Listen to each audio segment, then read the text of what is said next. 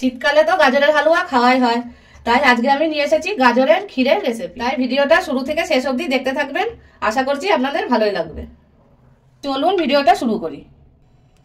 প্রথমে কড়াইতে ঘি দিয়ে গরম করে নেব। ঘি গরম হয়ে গেছে, এবার কটা কাজু বাদাম ভেজে নেব।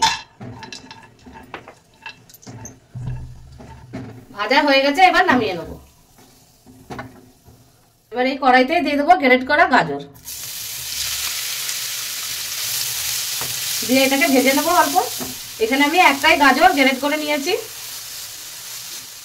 যতক্ষণ এখানে গাজরটা ভাজা হচ্ছে, আমি এই গোবিন্দভোগ চালটা ভিজিয়ে রেখেছিলাম, এটা আমি মিক্সিতে গ্রাইন্ড করে নেবো। গাজর ভাজা হয়ে গেছে, এবার আমি গাজরের এই গরম দুধটা দিয়ে দেবো।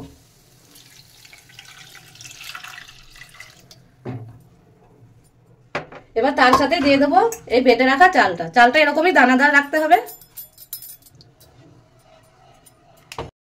এবার এর মধ্যে দিয়ে দেবো 4 চামচ গুঁড়ো দুধ, দিয়ে দুধটা ভালো করে মিশিয়ে নেবো। এটাকে ফুটতে দেবো। ফুটে গিয়েছে, এবার 4 চামচ মতন আমি চিনি দিয়ে দেবো, দিয়ে আরো একটু আমি ফুটতে দেবো। এই গাজরের ক্ষীরটা খুবই টেস্টি হয়, আপনারাও বাড়িতে ট্রাই করে দেখবেন। ঠান্ডার সময় তো গাজরের হালুয়া খাওয়াই হয়, তাই এটাও ট্রাই করে দেখবেন, খেতে খুবই ভালো লাগবে। গাজরের ক্ষীরটা পুরোই তৈরি হয়ে গেছে। এবার দিয়ে দেবো ভেজে রাখা কাজু বাদাম, আর তার সাথে দিয়ে দেবো এলাচ গুঁড়ো, দিয়ে এগুলো ভালো করে মিশিয়ে নেবো। এবার গ্যাসটা অফ করে নামিয়ে নেবো। এই গাজরের ক্ষীরটা আপনাদের কিরকম লাগলো আমাকে কমেন্ট করে জানাবেন, আর বন্ধুদের সাথে শেয়ার করবেন। আর যদি ইউটিউব থেকে দেখে থাকেন, চ্যানেলটা সাবস্ক্রাইব করে নেবেন, আর ফেসবুক থেকে দেখে থাকলে পেজটাকে ফলো করে নেবেন।